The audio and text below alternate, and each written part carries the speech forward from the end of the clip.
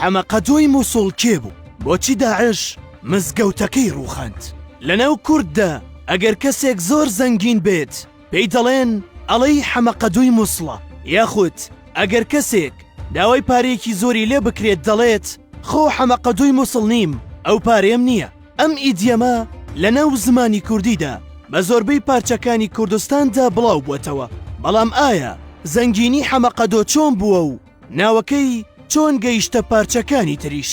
ئەم پیاوە ناوی محەممەد عەبدولقادر بووە، بەڵام بەهۆی ئەوەی لە ناوچەی کوردانی فەیلیدا ناوی قادر کراوە بە قەدۆ و محەممەدیش لە هەموو شوێنێک دەکرێت بە حەمە، بۆیە بە حەمە قەدۆ ناوبراوە.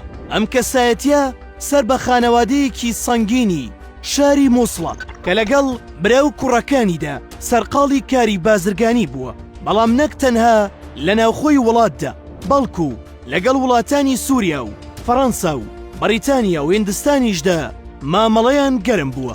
لە بواری خوری و پێستە و کەرەستەی جوانکاری و قوماش و مازوودا سەرقاڵی بازرگانی بوون.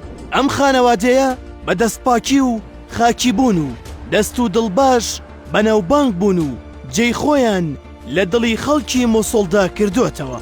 حەمەقەدۆ پێشەنگی کاری نوێ بووە لە بازرگانیدا. بۆ نمونە کۆمپانیای فۆرد لە ساڵی 1930دا لە ئەمریکا دامەزراوە. حەمەقەدۆ دوای 16 ساڵ و لە ساڵی 1990 یەکەم ئۆتۆمبیلی لەو کۆمپانیایەوە هێناوەتە ناو شاری مووسڵ و ئاشنای کردووە بە خەڵک کە ئەم هەنگاوەش بۆ ئەو سەردەما زۆر نوێ و خێرا بووە.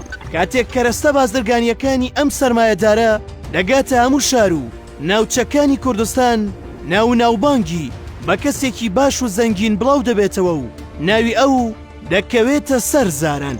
هەروەها لە بواری ئاوەدانکردنەوەشدا حەمەقەدۆ درێخی نەکردووە. یەکێک لە دیارترین کارەکانی بنیادنانی مزگەوتێک دەبێت لە گەڕەکی مەیدانی شاری مووسڵ لە ساڵی 1880. بەڵام ئەم مزگەوتە لە مانگی سێی ساڵی 2015 لەلایەن ڕێکخراوی داعشەوە بە بیانووی ئەوەی بەشێکە لە شوێنەوارەکانی جەهلی ئاینی خاپوور کرا.